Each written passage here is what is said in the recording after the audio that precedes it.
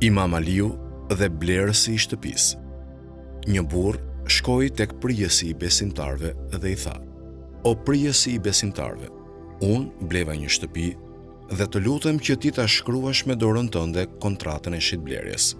Imami e shikoi me syrin e urtësisë dhe pa që dynjaja ishte ulur këmbkryq në zemrën e tij dhe i kishte pushtuar të gjitha anët e shpirtit. Kur pa këtë gjë, imami i shkruajti disa rreshta me anë të të cilëve donte t'i kujtonte atij jetën tjetër.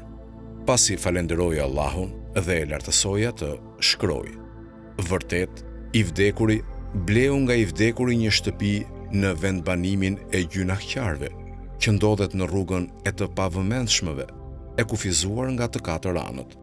Kufiri i parë mbaron tek vdekja, kufiri i dytë mbaron në varr, kufiri i tretë mbaron në llogari, kufiri i katërt mbaron në xhenet ose në zjarr." Kur blerësi dëgjoi këto fjalë, qau shumë dhe e kuptoi që imami donte t'i largonte perdet e shumta që i kishin mbuluar zemrën e tij të pavëmendshme. Pastaj tha: "O prijësi i besimtarve, betohem në Allah se unë do ta lë sadaka shtëpinë time për Ibnu Sebilin, ai që mbetet në rrugë dhe nuk ka mundësi të kthehet në vendin e tij."